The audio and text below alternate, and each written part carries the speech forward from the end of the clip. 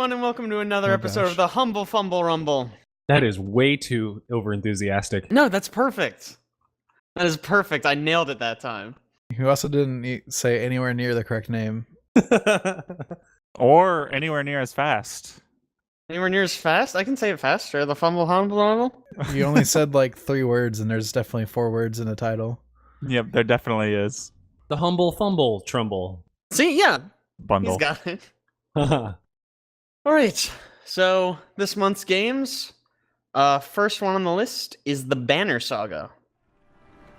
The Banner Saga is a RPG where the combat is isometric, turn-based, grid-based. It's really story-driven, and it has really pretty art. It's a gorgeous game. The combat system is really interesting because they do this thing that I haven't seen before, where they link your health to your damage output, because they're the same stat, basically. So when you get damaged, you deal less damage, which I think is an interesting concept, and it plays pretty well.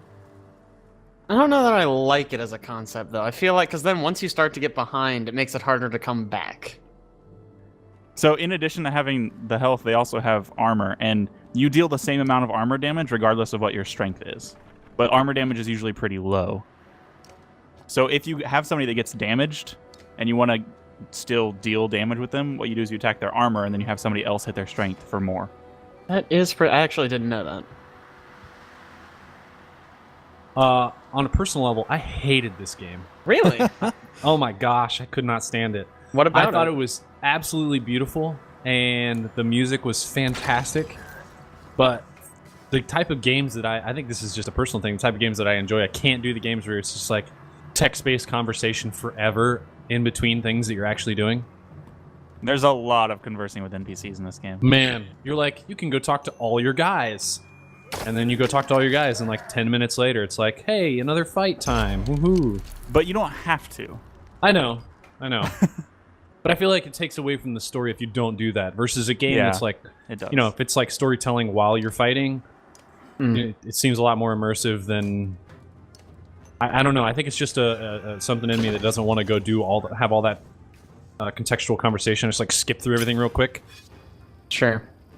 Once you get far enough in, a lot of the conversation is based around actual tactics, like what the enemies are doing, what you're going to do in response. So your choices matter in a combat-related way because you can get people killed just by choosing the wrong path, basically. Interesting. So it makes it more interesting and related to the combat. Well, either way, it's a really pretty game, and the music is actually awesome. Yeah, I think it looks good. It sounds good. I was just kind of bored playing it. I have no desire. No desire. I don't know. If I'm gonna play like a turn-based strategy game, I'm probably gonna play XCOM. I was just thinking the same thing. Okay, well, I give it a yes because it's a beautiful game. The combat's fun and has interesting ideas behind it.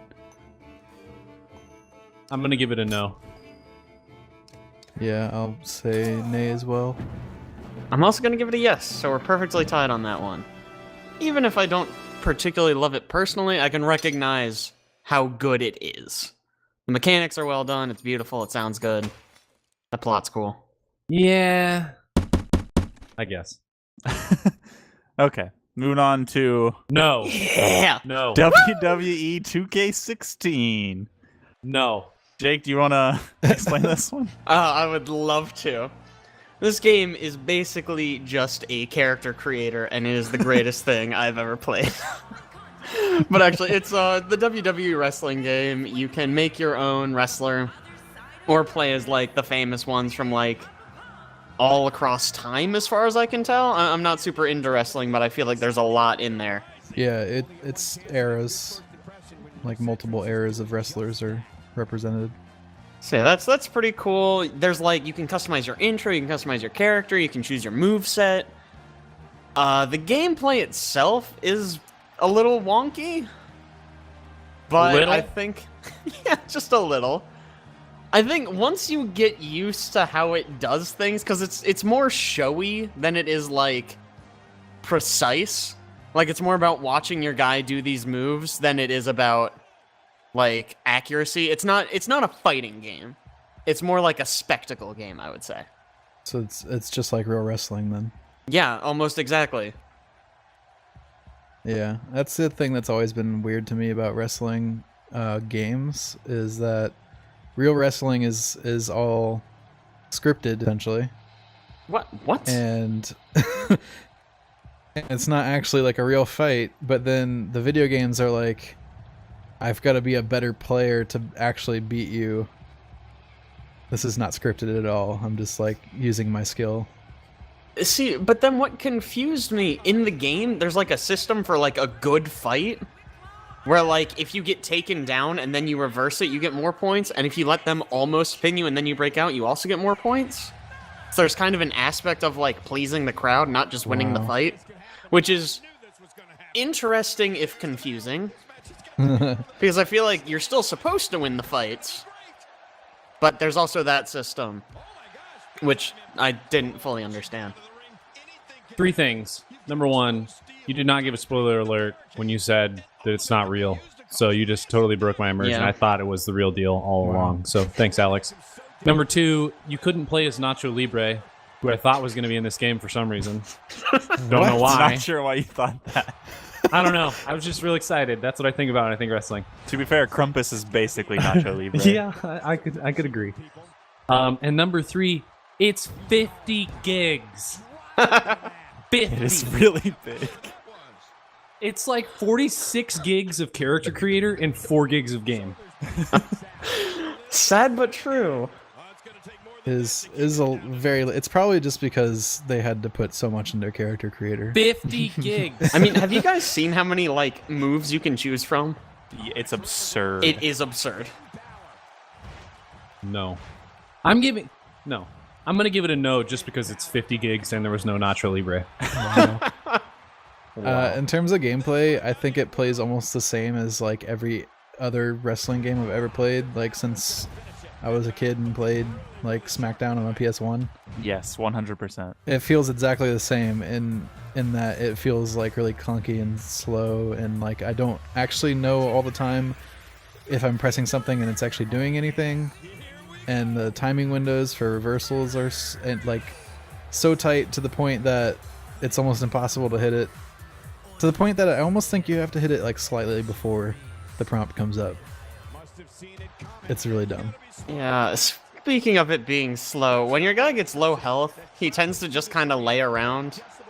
Like, if you're at low health and you get taken down, like, you're just gonna lay on the ground for, like, 5 minutes. I mean, like, if I'm low health, I'm not going to be scrambling with somebody. I'm probably going to be chilling. So, What, just taking a nap in the middle of a wrestling match? That's the thing. Because if you're by yourself, you lay there forever. But if somebody actually gets on you and tries to pin you, you can get up, like, immediately. Yeah, you can reverse it. It makes no sense. It's very weird. And I get that that's probably how, like, the wrestling goes. But, like, in a game, when someone's beating the shit out of me, I kind of want to be able to move or dodge or interact in some crawl. useful way. Yeah. Not just lay and wait for him to, you know, elbow me or whatever the fuck he's gonna do. Yeah. I also get a no because, oh man, the controls make me hurt. They're so slow. I'll give it as a no as well, in case you didn't guess that. I am gonna give it a yes for Krampus. Oh gosh. He That's so is my dumb. pride and joy. I spent so much time making him, and it was the happiest, like, 3 hours of my life. yeah, you wouldn't have had all that time had Alex had the game downloaded. But guess what? It's 50 40. gigs. And I enjoyed every minute of it. It was great. Okay, moving on to Sheltered. This is a I'm just going to read right off the thing. It's a post-apocalyptic Oh my disaster God. management game. It's great. But really, I mean, that describes it well. That's almost exactly what it is. That's Actually, true. that is exactly what it is. It is, you are a family, you are underground in essentially a bunker, and you are surviving, you're managing supplies, you have to go out and send people out to get supplies, and people possibly invade, or things happen, you kind of have to cope with what's going on in your sort of bleak world or whatever. I played this game and didn't much care for it. It was too much, I think, for me to want to deal with, to have fun with. Like, I didn't want to sit there and manage everything. Everything's constantly going wrong. There's so many things to keep track of that you have to just like be on top of and managing all the time. And I didn't want to spend my free time like that. Yeah, my experience with this was I kept getting stuck, just like making one mistake that got me completely stuck. Like, I kept sending people out to like go get supplies because that seemed like the logical thing to do. But then the gas masks were only one use, so I ran out of gas masks, and then I couldn't go out for more supplies. So then I couldn't get supplies to make more gas masks to go get more supplies. So then I just got stuck. And that was pretty much where my playthrough ended. Yeah, the game seems like it has a super duper deep crafting system. Yeah. And I'm not that into crafting games, so I didn't get too far into it. But it seems like it's pretty decent. It's not bad. I'm gonna give it a yes. For people who like this type of game, you can get really into it, and they did a good job of like extending it more than like a Fallout iOS app game. That's fair. I don't know. I'm gonna give it a no as I didn't like it. I don't know. I feel like maybe I should say yes because I can see it's well made and that I don't know, you be you, okay? that type of game for somebody that likes that type of game. They'd probably really like that game, but I just don't. So no. I'm also gonna give it a no. It seems like it could be pretty decent if you're into that kind of game, but it doesn't seem like it does too much that's new. So I don't know. It doesn't seem all that great. It seems like a slightly different version of like the plethora of survival games that have hit Steam in the last 2 years. I don't want to be so negative, but I'm also going to give it a no. I didn't particularly care for it. If this kind of game's your thing, you'd probably like it.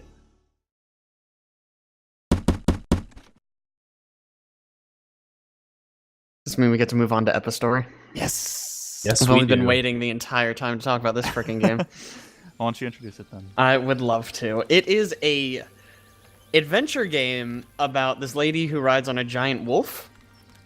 It's a fox. Come on. Oh, excuse me. You're right. It is a fox. Well, it's clearly red. But the catch is that the mechanics is like a typing game. So, like, you'll be going around, there's an enemy, and it'll have a word above his head. And you type out the word on your keyboard, and that attacks it. And once you, like, run through all of its words, it dies. And it is freaking amazing. It's beautiful. The music's great. The narration is beautiful. Like, the narrator's voice is lovely. And I really like this game. The entire world is made of origami, so as you move, the world like, sort of unfolds in front of you. It's really interesting. It's almost like a pop-up book. Yeah. It plays a lot with that kind of book image where everything looks like it's made of paper. When you open a new area, like, paper just kind of forms out and forms the new land in front of you. It's a really neat effect. Yeah, it's without a doubt the most unique looking game in this pack, and probably the most unique looking game I've played in recent times. Also the most unique style of game. I've never played anything like this. Typing of the Dead. It's like Typing of the Dead. Me and Jake know what's up with Typing of the Dead. Yeah. Yeah, no, sorry, never played anything like this.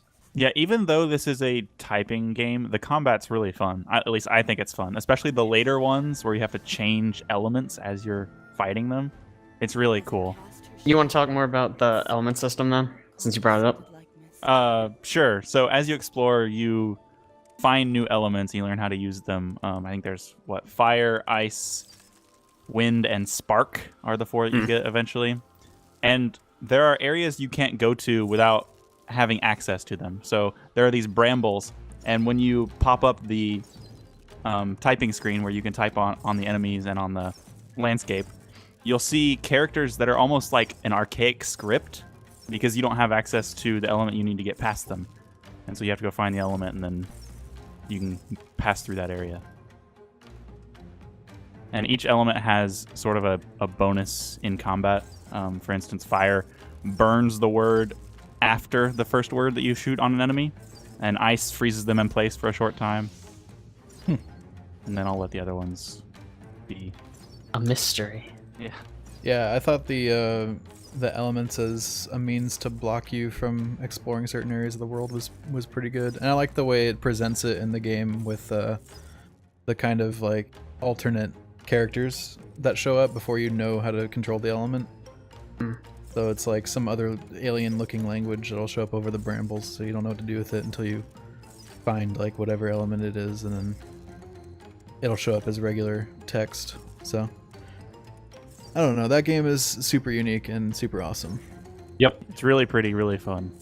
Probably the best game in this pack. I would agree with that wholeheartedly.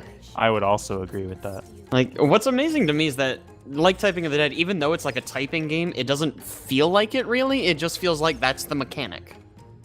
Yep. Yeah. Like, it doesn't feel like you're like you're taking some class and it's like, oh, you have to type the word, whatever.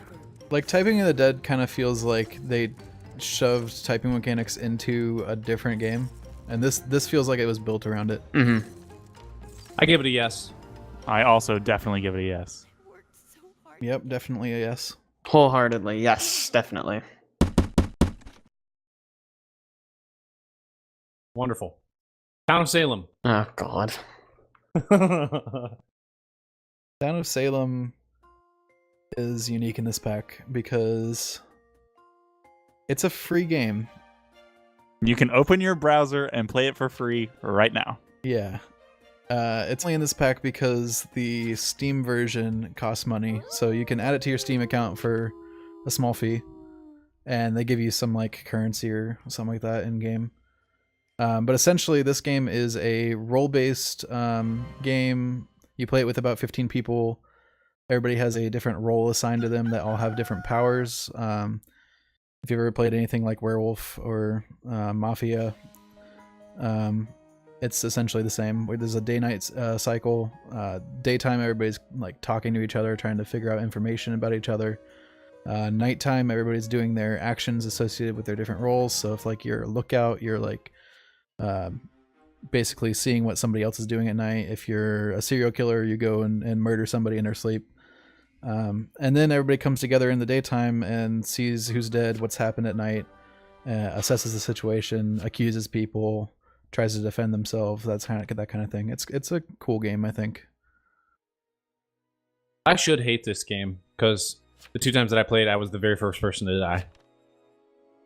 I should absolutely hate this game, but I really like it. Really? Yep, I do. I think it's unique from the perspective of you're playing with a whole bunch of randos instead of sitting around a table playing with a bunch of people you know. I don't play any other games like that. I can't think of any to my knowledge where you're sitting around playing with a bunch of random people this game where you're kind of like discussing and trying to figure out who's the bad guy versus the good guy. See, that's one of the problems I have with this game. Yeah, I agree. Because I think playing it in person with people you know is much more interesting and there's much more conversation happening than online. That's a weird medium for it. You also, through the internet, you can't read any sort of body language or facial expression or anything. It's just strictly what people type.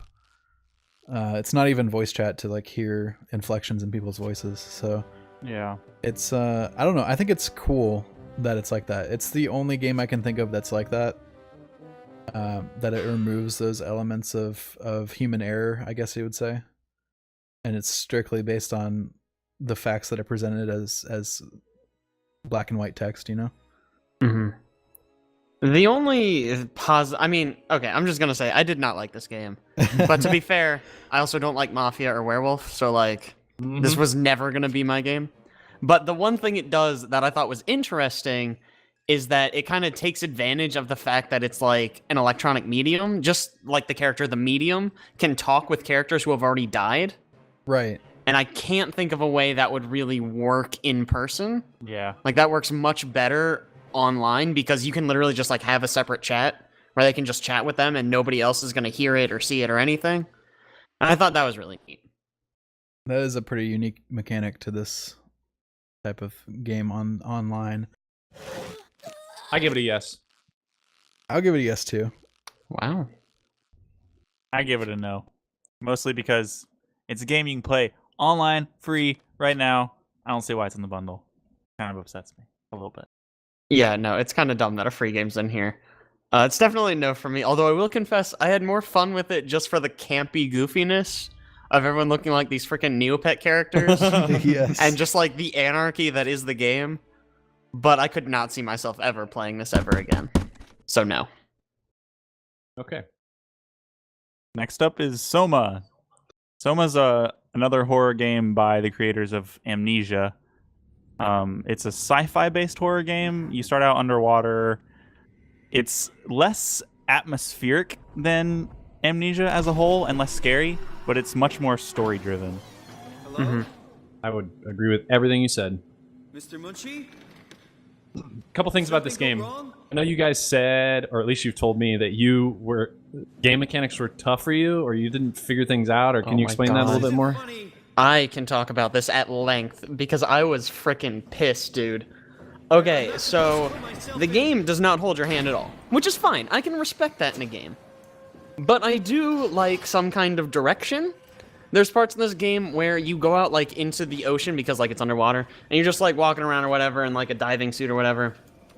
And it doesn't tell you where you're going, what you're doing, whatever. It's just like, go.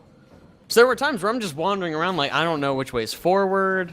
I don't know what I'm doing. I don't know why I'm doing it. I ended up, like halfway through the game, I just pulled up a walkthrough, and that was how I played the rest of the game.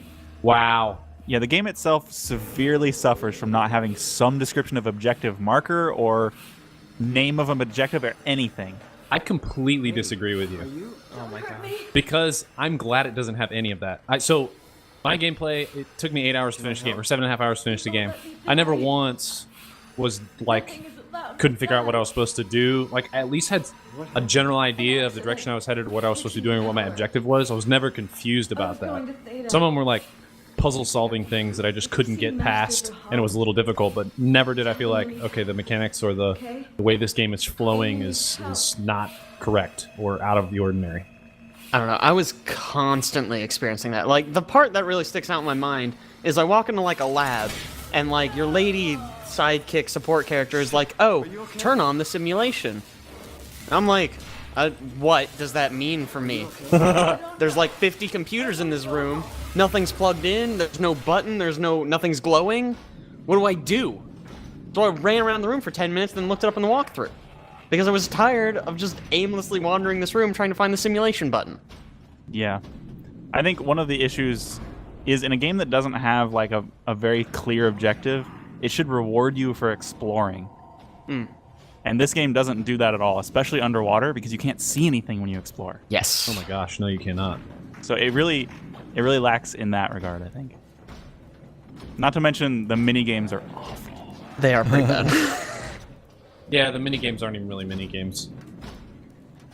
I also really liked the story. Yes. I think it is a in the realm of somewhat overutilized story.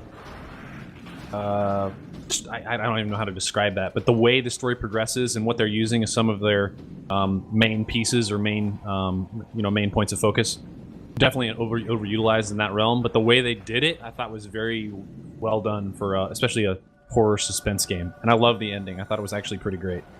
I like the first ending. There it is. If they'd have cut it at the first ending, I would have been so happy. But they screwed it up so much by putting the second ending in.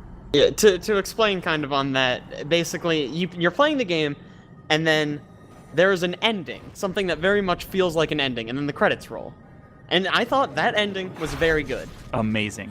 I was satisfied with it, I loved it. Then the credits finish rolling, and there's another ending, like another scene at the end. What? I did not wait on the credits to finish.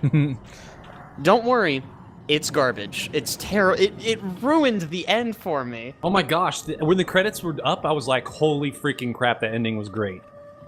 Right? But then, if you wait until the end, something else happens that...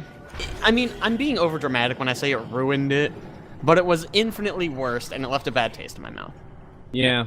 It'd have been so much better if they'd left it out. I'm just not going to watch it, not look it up, never going to play it again. I'm leaving it what it is. That's good. That's a good call. I'm giving it a yes. I also give it a yes. Giving it a hard no. No, sir. No, thank you. Yeah, I feel bad. Almost everything I said about this game was negative, but I actually really liked it, so yes. It has some really bad pieces to it, but overall it's a really good game. Yes. There's a lot of things I disliked about it, but the story is so smart and well done, and that first ending is frickin' brilliant. I really liked it. Oh man. Okay, we gotta stop talking about it. That's a great game. Yep. Let's move on to the Uncertain. Jake, do you want to talk about the Uncertain first? Oh, jeez. I would love to talk about the Uncertain. Somehow I ended up in the minority on this one, but it's a game where you play an emotionless robot schlubbing around his apartment, and nothing interesting happens, and then it ends. That is inaccurate. I think you're under-describing, or...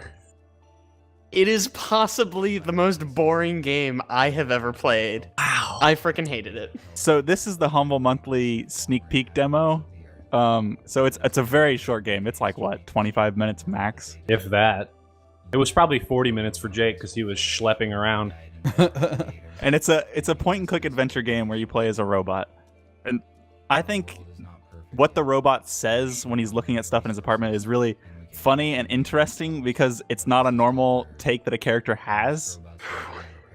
It's a very different perspective. In that it's boring, is what they're trying to say. No. Everything that he says is like super analytical, and just from the viewpoint of what do I do to survive as a robot? How do I get energy? Mm-hmm. How do we progress the world without like destroying natural resources? That is like the entirety of his thought process and everything that he looks at. So for example, you click on the couch and he looks at the couch and he's like, oh, this is a thing that I can be in a seated position in, which will reduce the stress on my servo motors and progress my lifespan longer than it would be. It's like, what? All the writing in the game is like super good, I think. I agree. I think the writing's good. The graphics were pretty good. Yeah, everything is like really sharp. I loved the music. I think the music they picked for this game was great. And I completely agree on the feels more like a robot than any other game I've played. Because most of the time it's the level of robot where it's almost no communication, or it's a level of robot where it's like, this feels like an android, like basically a human being. Yeah, it's like this robot's experiencing human emotions. That's always the story, right? Yeah, and this did not feel like that at all. I literally, he was a robot. Yeah. And I think the story is going to be pretty interesting with the rest of the game, because there's a little bit of a twist at the end. I don't know. I'm gonna spoil it for everybody. It's like a 20-minute game, so I was gonna say, whatever. you can go ahead and go find it and play it. If you don't want to get spoiled right now, you can pause.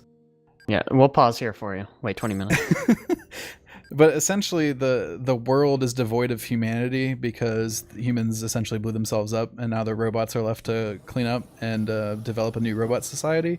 And at the very end of this short section of game, a ship crashes outside your house, and once you go through the puzzles to unlock the cargo bay, you basically find 2 humans in there that seem to be knocked unconscious. Or dead, who knows? There was some blood. They better not be dead. I give it a yes. I also give it a yes. Yeah, I'll give it a yes. Absolutely not. If you can imagine a Telltale game without any engaging characters or interesting narrative, you would have this game. So no. Okay. Now on to the humble original Spoolside. Spoolside's so awesome. I love this game. Who wants to take the explanation? Who wants to try to explain this game? I'll try. Go for it. Spoolside is a unique take on time travel in that you sort of navigate between 4 different worlds back and forth, and when you sort of pass beyond something that you've already created, you kind of reverse the effects of what you've already done. And you only have like a limited frame of space you can move within. And at some point, if you go so far forward, it's just infinite time, and at some point you can only go so far back before time doesn't exist before then. And you are essentially trying to navigate through these multiple worlds and solve... It's not even really solving puzzles. It's like utilizing certain items at certain times to make certain things happen so that you can further the sort of dialogue and further the story. It's like an adventure game in that sense. The coolest thing about this game is that these 4 worlds are like the 4 sides of a cube. And so you are navigating around the four sides of these cubes back and forth, and you use one hand on the keyboard to move and the other hand on the keyboard to manipulate the world. So you can like rotate, spin, flip, and everything has a different depth. So all of the layers move up and down at different times. It's just the gameplay is ridiculously unique and fantastic from that standpoint. Yeah, it's worth pointing out this is a 2D game. Yeah. You're playing in a three-dimensional world where you can move all of the axes. Mm-hmm. Did anybody finish this? No. Okay. So Jake and I got to some points that we think we've realized some things. A, that the newspapers are actually objective markers, and your goal is to get no newspapers on one run all the way through to the far future. Interesting. It's our guess, anyways. It's brilliant. The controls took me probably half an hour to figure out because it was trippy and confusing, and just the controls themselves feel like an obstacle. Well, you didn't even realize you could rotate clockwise and counterclockwise for like the first half hour. I did not. That took me very long time to figure out. It's got a really interesting sense of humor, which I didn't really expect. Like, just the things people say are strange, but I thought they were really funny. Yeah, specifically the rats. Yes, they call you Big Rat. It's so great. Yeah. It's amazing. There's almost nothing else to say about this game other than you have to play it. It's just I've never played anything like it. And it's really hard to describe too. It's really unique. Mm-hmm. I think for a humble original game, I'm super impressed. Yes, same. Yeah. I give it a yes. Yeah, I think we all give it a yes. Yes. Absolutely yes. And that's the end of them.